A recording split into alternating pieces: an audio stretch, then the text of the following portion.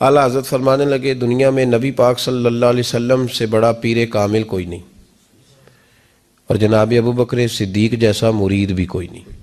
یہ جو توانائی ہے، ہمارے ہاں لوگ مانتے ہیں اپنی مرضی کی چیزیں، جناب صدیق اکبر نے اس طرح مانا ہے جس طرح نبی پاک نے ماننے کا حکم دیا ہے۔ حضور نے فرمایا جب تجھے کسی سے محبت ہوتی ہے تو وہ تجھے بہرا بھی کر دیتی ہے، گونگا بھی کر دیتی ہے، اندھا بھی کر دیتی ہے۔ نہ انسان محبوب کا نقص دیکھ سکتا ہے، نہ سن سکتا ہے، اور نہ کبھی اس کی زبان سے وہ جملہ ادا ہو سکتا ہے۔ جس کو محبت ہو، جس نے بات سن لی وہ بھی محبت میں کچا ہے، جس نے بیان کر لی وہ تو فیل ہے نا، بالکل ہی وہ تو ناکام ہو گیا، اور جس نے دیکھ لی اوہو ایسا نہیں کرنا چاہیے تھا، اس نے بھی ابھی پیار نہیں کیا۔ یہ وہ الفاظ ہیں حدیث کے جو خود رسول پاک نے بیان فرمائے۔ نبی پاک صلی اللہ علیہ وسلم نے فرمایا محبت آدمی کو اندھا بھی کر دیتی ہے، بہرا بھی کر دیتی ہے، گونگا بھی کر دیتی ہے۔ جب محبت ہوتی ہے تو پھر انسان کو کوئی ایسی چیز نظر، ابو جہل نے محبوب پاک علیہ السلام سے کہا معاذ اللہ مجھے تو آپ کی طرح کا شخص کوئی نظر ہی نہیں آتا، یعنی اس نے کمزور لفظوں میں کہا۔ حضرت صدیق اکبر حضور کے سامنے کھڑے ہوئے تو کہنے لگے محبوب تیرے جیسا حسین نظر کوئی نہیں آتا۔ اب اس کے پاس چونکہ بغض تھا تو اپنے لفظوں میں بات کر رہا تھا، اس کی جو دل کی بات تھی وہ الفاظ بن کے آ چکی تھی۔ حضرت صدیق اکبر کے دل میں محبت تھی تو وہ اپنے لفظوں میں بات کر رہے، اپنے جملوں میں اس کا اظہار کر رہے۔ یاد رکھیے گا انہوں نے اس طرح محبت کی جس طرح محبت کرنے کا حق ہوتا، یعنی ہر چیز ہی، مال بھی دے دیا، اولاد بھی دے دی، سارے بچے نبی پاک کی غلامی پہ لگا دیے، غلام بھی سارے حضور کے پیچھے لگا دیے، بس نبی پاک کی ڈیوٹی کرنی ہے۔ ہزاروں دینار کا نقصان اٹھایا لیکن نبی پاک صلی اللہ علیہ وسلم کی غلامی پر ہر چیز کو ترجیح دی۔ بات تو ہم نے بڑی دفعہ سنی ہے پر کبھی اس کے حسن کو بھی ملاحظہ فرمائیے نا، کبھی ذرا ملاحظہ فرمائیے نا۔ لوگ پیار کرتے ہیں، محبت کا دعویٰ کرتے ہیں لیکن کہتے ہیں بھئی رستے رستے کی محبت ہے، یہاں مجھے 5000 کا نقصان ہو رہا ہے، یہاں نہیں میں محبت کر سکتا۔ یہ نقصان 5000 کا کون برداشت کرے؟ محبت ضرور ہے پر اب اتنا نقصان کون برداشت کرے؟ جناب صدیق اکبر کا کمال دیکھیے کہ مال کا نہیں جان کا نقصان برداشت کرنے کو بھی تیار ہے۔ کچھ لوگ ایسے ہوتے ہیں کہتے ہیں آگے خطرہ ہے تو ہمیں نہیں جانا چاہیے۔ غار ثور میں جب نبی پاک صلی اللہ علیہ وسلم کو لے کے پہنچے نا حضرت صدیق اکبر، 5413 فٹ اونچی غار ہے، جب حضور ذرا سا چلے تو قدموں کو تکلیف ہوئی تو عرض کرنے لگے حضور آپ میرے کندھوں پہ بیٹھ جائیں۔ پباں پار قدم نہیں لاؤندا تے سور پہاڑ تے چڑھیا جاندا، او پیا جاندا دے یار نبی دا، اے اصلی دلدار نبی دا۔ حضور کو لے گئے اور جب غار ثور پہ پہنچے تو کہنے لگے حضور مجھے اندر خطرہ لگتا ہے، آپ ٹھہریں پہلے میں جاتا ہوں، پہلے میں جاتا ہوں۔ جناب صدیق اکبر تشریف لے گئے اور دیکھیں نا سالوں پرانی غار پڑی تھی، اس میں بڑا کچھ تھا لیکن جناب صدیق اکبر نے پگڑی پھاڑ پھاڑ کے غار صاف کی۔ پھر جہاں سوراخ تھے نا، خطرہ تھا کہ کوئی سانپ بچھو نہ نکل آئے، وہاں چھوٹے چھوٹے ٹکڑے رکھ کے غار کو بند کیا۔ جب مکمل تسلی کر لی تو کہا حضور اب آپ تشریف لے آئیے۔ اب جب غار سے نکلے نا جانے کے لیے، اس انداز کو بھی ذرا دیکھیں۔ لوگ آج خشک دین کے بڑے قائل ہیں، کہتے ہیں بس ٹھیک ہے نماز پڑھنی چاہیے، روزہ رکھنا چاہیے، اتنی لمبی باتیں، آپ معرفت کی بات کرتے ہیں، آپ محبت کی بات کرتے ہیں، آپ وارفتگی کی بات کرتے ہیں۔ کچھ لوگوں کو تو لفظ عشق ہی بڑا برا لگتا ہے، وہ اس جملے تک جانا ہی پسند نہیں کرتے۔ وہ خدا کے بندو یہ بھی تو انداز دیکھو نا صحابہ کا، جب نبی کریم سید عالم صلی اللہ علیہ وسلم کو لے کے وہ نکلے نا غار ثور سے تو حضور کے ساتھ ساتھ چل رہے تھے، تو کبھی نبی پاک کے آگے جاتے تھے، کبھی حضور کے پیچھے، کبھی دائیں کبھی بائیں۔ تو محبوب کو پتہ ہے، پھر بھی پوچھا ابو بکر یہ کیا کر رہے ہو؟ تو عرض کرنے لگے حضور مجھے شک ہے کہ کافر طاق میں چاہتا ہوں اگر آگے سے تیر آئے تو وہ بھی میرے سینے پہ لگ جائے، پھر مجھے خیال آتا ہے ہو سکتا ہے پیچھے سے آ جائے تو پیچھے ہٹتا ہوں کہ اگر پیچھے سے کوئی نیزہ آئے تو وہ بھی مجھے ہی لگ جائے، کوئی دائیں سے آئے تو وہ بھی مجھے ہی لگ جائے، کوئی بائیں سے آئے تو مجھے لگ جائے۔ طبیعت نہیں چاہتی کہ آپ کو ذرا سی بھی تکلیف پہنچے۔ یہ ذائقہ جب نبی پاک کے لیے لوگوں کے دلوں میں پیدا ہوتا ہے تو پھر اللہ تبارک و تعالیٰ دین کی روشنی روح تک عطا فرما دیتا ہے۔ امام فخر الدین رازی نے لکھا ہے، سینکڑوں سال پہلے کے مفسر، اب تو لوگ سارا کچھ کھاتے میں ڈال دیتے ہیں نا، کچھ مخصوص لوگوں کی۔ امام فخر الدین رازی نے لکھا، دیکھیں بات بڑی سادی سی ہے، لیکن حضرت ابوبکر صدیق کا بھی اپنا ذائقہ ہے۔ حضور نے انگوٹھی دی، کہا جاؤ اس انگوٹھی پہ نا اللہ کا نام لکھوا لاؤ۔ پہلے یہ بتائیے کہ چھوٹے چھوٹے کام اتنے بڑے بڑے لوگوں کو بھی بتائے جاتے ہیں؟ یہاں تو پانی پلانے کے لیے اور بندہ ہوتا ہے، اور جو تھوڑا سیانا ہوتا ہے وہ کہتا ہے یہ میری ڈیوٹی تو نہیں نا، میں تو صاحب ہوں، مجھے تو خود میں آیا ہوں مجھے پانی پلایا جائے، آپ یہ کیا کہہ رہے ہیں میں پانی پلاؤں؟ حضرت ابوبکر صدیق رضی اللہ تعالیٰ عنہ کو نبی پاک کام بتاتے تھے، اپنے ذاتی چھوٹے کام جو کوئی بچہ بھی کر کے آ سکتا ہے، لیکن یہ بھی میرے محبوب کی محبت ہے۔ فرمایا جو میری ذات کے تعلق سے کام ہوگا وہ میرا ابو بکر ہی کر کے آئے گا۔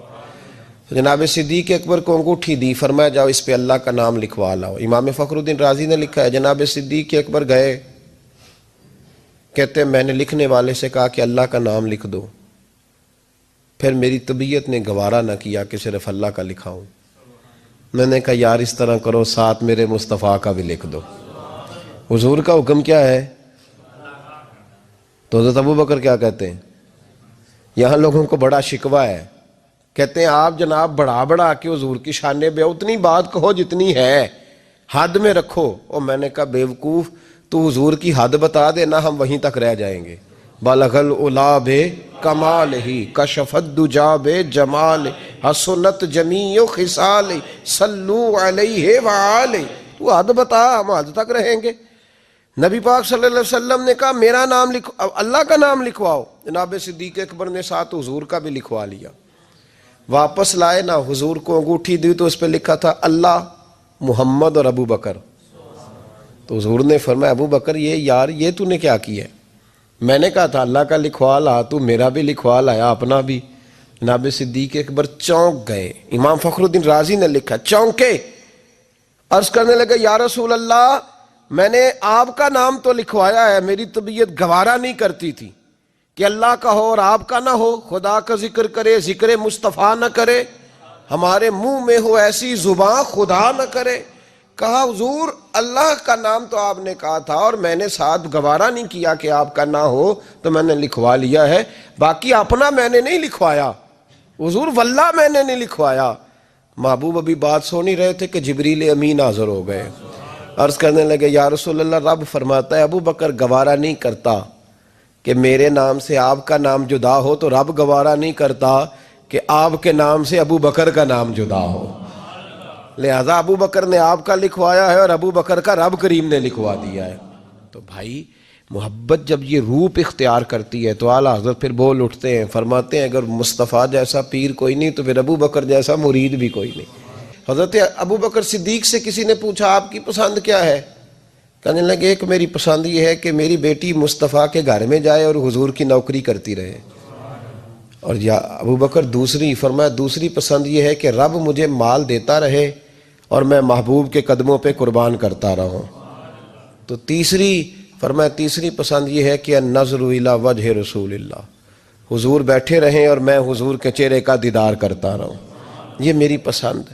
انہوں نے اپنی زندگی ڈھال لی تھی نبی پاک کی غلامی میں، ڈھال لیا تھا اپنے آپ، اس لیے مطمع نظر ہی ایک تھا، زاویہ نگاہ ہی ایک تھا، سوچ ایک کی طرف رہتی تھی، دائیں بائیں جاتی نہیں۔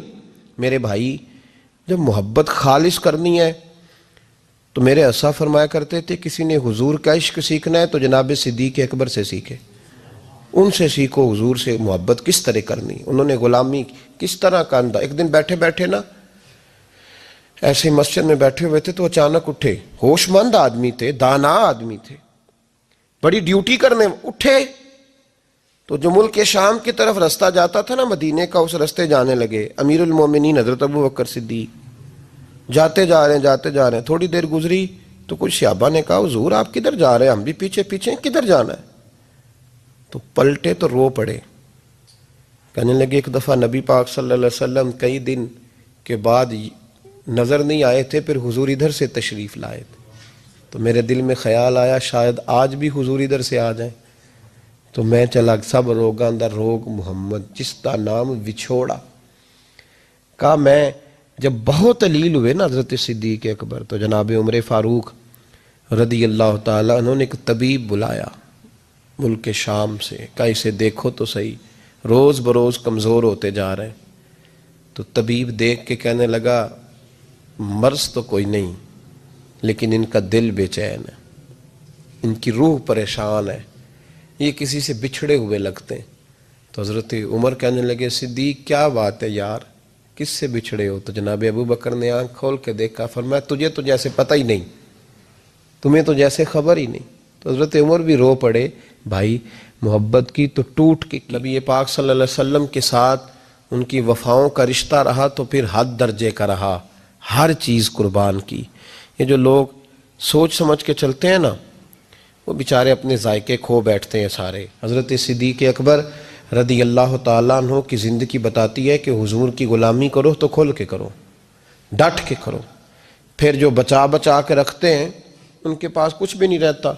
خود محبوب پاک صلی اللہ علیہ وسلم نے فرمایا حضرت اسماء بنت ابی بکر صدیق سے، فرمایا رب کے رستے میں جب دے تو گن گن کے نہ دیا کر، ورنہ وہ بھی تجھے گن گن کے ہی دے گا، اور کوئی چیز بچا کے نہ رکھ، اس کے رستے میں بے حساب دے، وہ بھی تجھے بے حساب ہی عطا فرمائے گا۔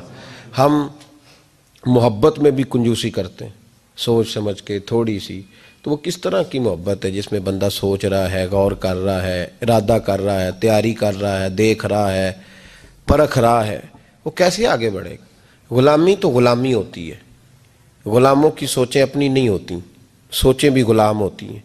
غلام جو ہوتے ہیں وہ اپنے محبوب کی رضا کی طرف توجہ رکھتے ہیں، دائیں بائیں لوٹ کر پلٹ کر ان کا مزاج نہیں ہوتا۔ حضرت ابو بکر صدیق رضی اللہ تعالیٰ عنہ نے محبوب پاک سید عالم صلی اللہ علیہ وسلم کی غلامی کی، ہر لحاظ سے کی، ہر وقت کی، ہر طریقے سے کی۔ امت مسلمہ اگر غلامی کا طریقہ سیکھے گی تو جناب صدیق اکبر سے سیکھے گی۔ حضرت صدیق اکبر بتلائیں گے کہ محبوب کریم سید عالم صلی اللہ علیہ وسلم کی غلامی کس طرح کرنی ہے۔ جب رات تھی نا بدر کی، تو کافروں کا سب سے بڑا نشانہ یہ تھا کسی طرح حضور کو شہید کیا جائے۔ وہ پورا فوکس کیے ہوئے تھے کہ نبی پاک صلی اللہ علیہ وسلم کو شہید کرنا، پوری توجہ تھی۔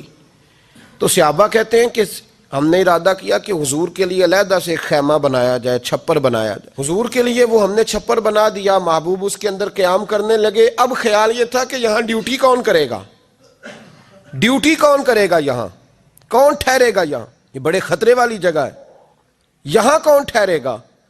فرماتے ہیں جب گفتگو ہونے لگی تو جناب صدیق اکبر فٹافٹ بولے، کہنے لگے تمہیں ضرورت کیا ہے انتخاب کرنے کی، میں جو ہوں، جب تک میں موجود ہوں کسی کافر کی جرت ہی نہیں مصطفیٰ کے خیمے کی طرف بھی دیکھ سکے، طاقت ہی نہیں۔ وہ آگے بڑھ کے ان جگہوں کا انتخاب کرتے، اس طرف ان کی توجہ رہتی۔ میرے محبوب پاک علیہ الصلوۃ والسلام ان پر اعتماد کرتے۔ 17 نمازیں نبی پاک نے جناب صدیق اکبر کے پیچھے ادا فرمائی ہیں، 17 نماز۔ اور جناب ابو بکر کا بھی یہ حال تھا۔ آج تو باہر کھڑے ہو کے سلام پڑھو تو کچھ لوگ کہتے ہیں سلام آپ پڑھ لیں، کھڑے کیوں ہوتے ہیں؟ کھڑے ہونے سے دقت ہونے لگی۔ میں نے کہا چلو بیٹھ کے پڑھ لو بھائی، اگر اتنی سی بات سے ہی آپ کو دشواری ہے۔